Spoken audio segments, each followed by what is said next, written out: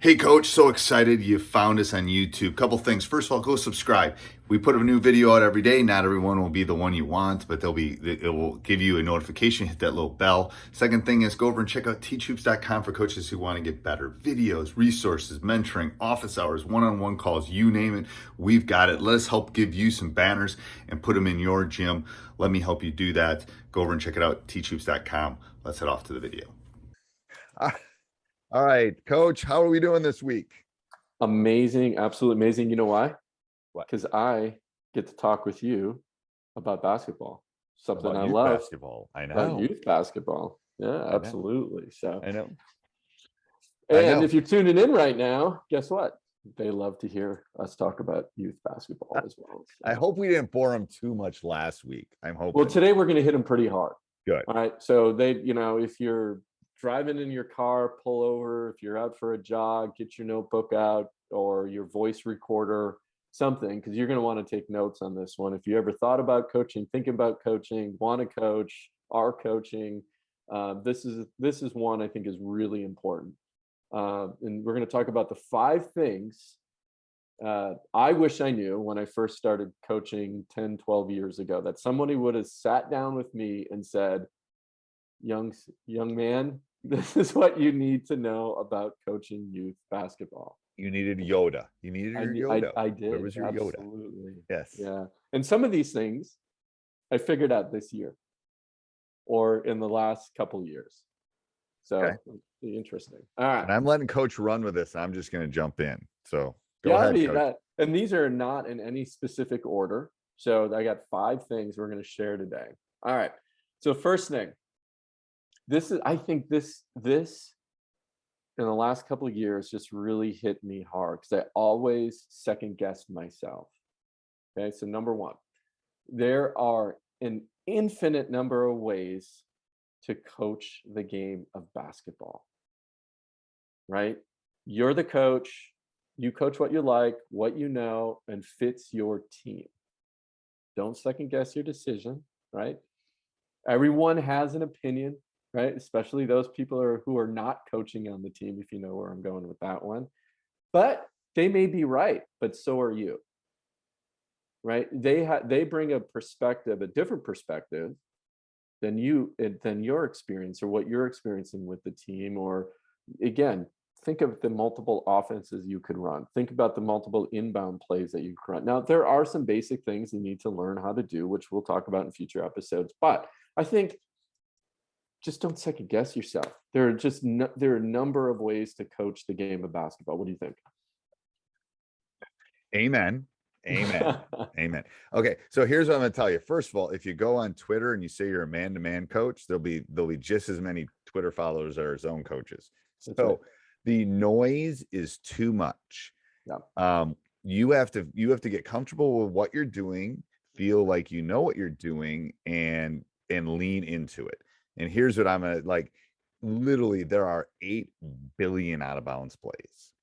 There are people on Twitter and YouTube and stuff that will literally post a new out of bounds play every day that Villanova ran and Kentucky ran and blah, blah, blah ran. Great. They're Kentucky, they're Villanova, they're Duke, they're North Carolina, whatever. And they're all wonderful, but there's always looks like there's a better one out there. Get good at the one that you're there doing. is, coach. There's always you're right. But absolutely. It's from you and I are both business people too. It's like almost like the fear of missing out. Like it is. That's the one. That's absolutely. That's the one. That one's gonna work. That one's gonna work. Like my guys can do. Okay, yes, maybe. But that's, you know why it's going to work? Because you believe it's going to work and you've leaned into it and you've learned it and you taught it to them in a specific way. That's right. So, yes, I would have 100%. There are an infinite number of solutions. And what irritates me in the social media world is people think their way is the only way. That's right. Yeah. And it's like, all I got to do is say yes or no to a high school shot clock, and literally people will start going after each other. It's the same with like man or zone, or it's the same versus running, a specific offense, ball screen offense, or Princeton, or whatever it is. It's like this is, or whatever it is. That's right. Yeah. So I agree. Lean into what you feel comfortable doing. And that will be the best thing you'll be able to, from a teacher of 30 plus years, what you feel comfortable doing, you'll be better at. That's right. I'm Which better then at. leads in. Oh yeah, go Yeah, ahead. go ahead. Sorry. Well, Well, no. yeah, One more thing is like from yeah, a teaching standpoint, how I teach, like I don't, I try to interact with the kids and make it fun and enjoyable. that's right. And it's more probably me talking than I necessarily would want. But I do group stuff and I do other things, but that's not, that's not what I'm good at. I'm good at more at connecting and asking questions and the that kind of method of teaching. There's more than one way of doing it. So that's what I'm That's right. saying is lean into what you're good at, is what I'm saying. Which then brings up, don't overthink the game, right? Don't overthink the game. It's something I always say, and now everybody I coach finishes the sentence, which is this. I always say, if the game were hard, I wouldn't be coaching. Because I don't want the kids to overthink. Keep it simple. And so I've broken the game down into, and I've never shared this with you, I don't think I have, but this is our first book. You ready? Yep. Oh, I'm waiting. Yeah. I've broken the game down into all ABCs. Okay. So hear me out. Okay. Teaching an offense. Now remember, we're talking youth hoops. Okay. Youth hoops, not high school youth. Okay. First ABC, always be cutting and screening. ABCs. Remember your ABCs. Always, right? B, Right. cutting and screening. S, screenings. ABCs, right? So that's the first one on offense. Always be cutting and screening. If you forget what's going on, always be cutting and screening. Keep it simple, right? Next one. Teaching defense. A couple things you have to remember. Active feet and hands, ball pressure, communicate, smart positioning. Right? ABCs. So, ABCs. Just remember your ABCs. TM. We're trademarking that. TM. Yeah, that's right. So I love that. I got a slew of them. That helps me also just break the game down into simple teaching. I mean, then when you were talking, I said like KISS, keep it simple, stupid. Yeah. Yes, it's like literally this is a simple game. This little ball has to go through this round. That's all there is, and you want to do it more than the other team. That's right. Yeah, and the more times you do it, or more than the other team, you win. Right? It's right. Simple. Right? It's pretty simple. It's pretty simple. And people complicate it. It's like, that's where I tell the guys, when you turn it over, then you can't put that little round ball through that little cylinder when you turn it over. That's right. It's like, oh, I love the A, B, and C thing. Oh my gosh. Yeah. We got to write it. Yes, we're going to write. Yes. I think you're right. That might be our first course. Yeah, that's right. That's ABCs a good point. of youth basketball. Done. TM. We're trademarking it. Don't steal it. I'm telling you, my lawyer will call you. That's right. Well, and then there's a number. I mean, even my son, who I started coaching him in 3rd grade, still he's a freshman in college today, will come home and just like come up with something that'll trigger something I used to say. But he always says, "Dad, low man wins. Low man wins." Like he's got these little sayings that just help, right? Help the game. Like this is one I picked up the other day. I love this one. If you're coaching in a more like in a religious type of league, you can say this. Not in a public school, probably not. Hands to the heavens. Hands to the heavens, right? So when you're guarding someone going to the hoop that they're on, right, one-on-one, hands to the heavens. Or hands to the lights if you're in a public school setting, right? Yeah, you don't want to get yes, that's true. But anyway, anyway, just break it down. So that's number 2. So don't overthink the game. So you'll love this one. This one, you're a teacher first. The court is your classroom. Come with a lesson plan and teach. You're not a basketball coach. You are a teacher. Yes. First. Yes. And here's what I would say to that. If let's say you're youth coach and you have 2 practices a week. Okay. You should, and they're an hour and a half. Let's say there are 2 practices a week and they're an hour and a half. you should go into your classroom or your court with 2.5 hours worth of Mm. material. Like I always have more stuff to do than I can necessarily get through in a class period. So like Monday when I'm going in and I'm teaching chi-squared for all the people that are stats teachers, it looks like a What? cursive X. Anyway, it's goodness of fit actually. I'm gonna geek Basic out. math. It's not One basic plus math. one equals It's two. AP statistics. It's in 26. We have our tests in 26 days. But anyway, I will go into that classroom for that 55 minutes and probably have an hour and a half worth of stuff to do. If I don't get through it, it goes to the next day. And then I just it kind of ripples through because I don't want to like be done early. I want enough material to be able to teach. And that's the planning part. Now, am I better at it now after 30 plus years that I probably know how much I can get done in 50 minutes? Yes.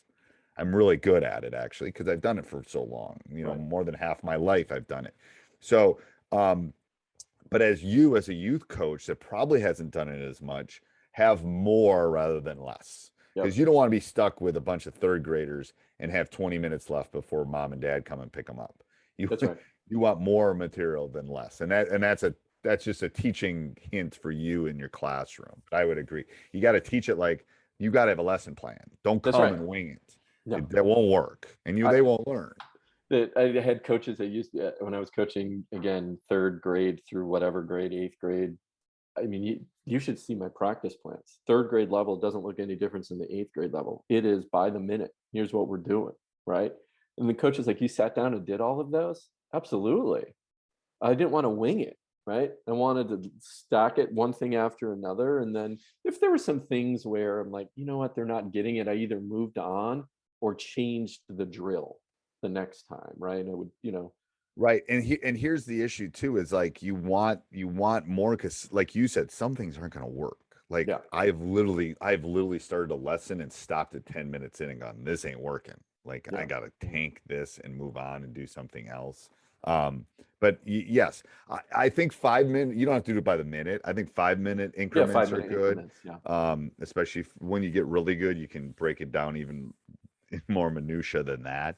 But for a youth coach, you have those 5 minute kind of increments, and we'll talk specifics later on. But definitely treat it like, and most people that are these youth coaches are not. They're working all day. That's right. I was telling Yeah, you with Little League when I was like, that's it's right. 3:30 and Little League practice was at 4:45. Man, I would have given my right arm for someone to go do this. But Absolutely. I'm Just tell me scrambling. what to do, Right. right? And Just when tell to me what do to it. do.